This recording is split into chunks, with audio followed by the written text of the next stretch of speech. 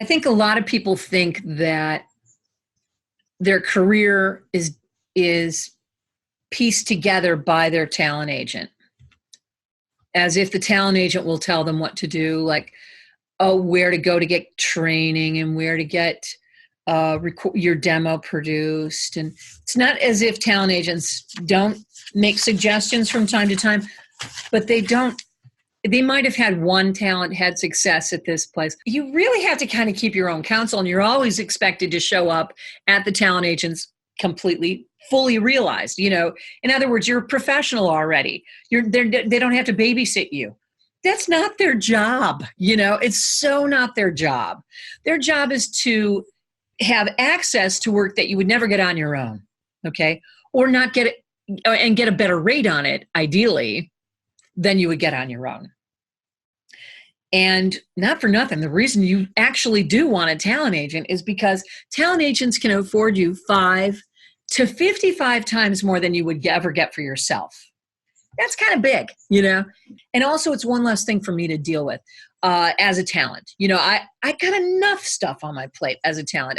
You want to have enough room to grow, enough room to play, enough room to create, produce your own, to get in there, do your auditions, really, deliver the very best and risk and play and all that kind of stuff. So again, you need this comfort zone created that is a process that you have to build for yourself when you are self-taping. You're doing your own auditions, and by and large, you're doing almost all of that stuff by yourself at home. This is the norm, whether it be on camera or off, doesn't matter. And so you have to learn how to self-direct. That's where coaching comes in. But it's got to feed your performance when you're actually in the booth, right?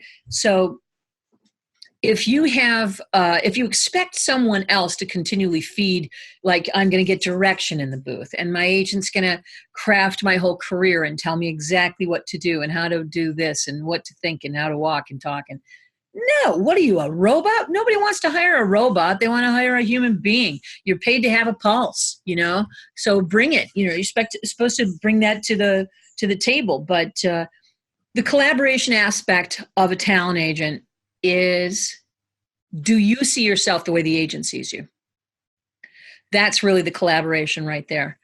Do they get, oh, I get who you are. And at first they may say, gosh, you remind me so much. Do you know who you remind me?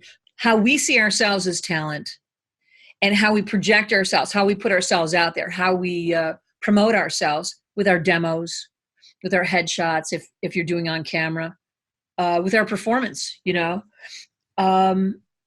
how we see ourselves and how we come across. Is that how the agent sees us too? And if you're in sync on that, and you bring that to the table and you define it for them, rather than making it a big guessing game, you figure it out. They won't figure it out. They got enough problems. It's not their job. That's your job. That's your job as a talent. And that's why, as sound advice, that's why we're here, is to help define that, you know what I mean, about who you are. And it's an ongoing process, not for nothing, just like life. I mean, no one is fully, I know every single thing about me. There's a lot of stuff I deny, I'm sure, just like you, and there's a lot of stuff that I think of myself that's probably not so true, maybe. You have got to actually give them something to work with, you just do. Just like producer cannot do anything with you until you go, this is what I do. Can you use me? And be accessible to the work, And that's what the agent allows.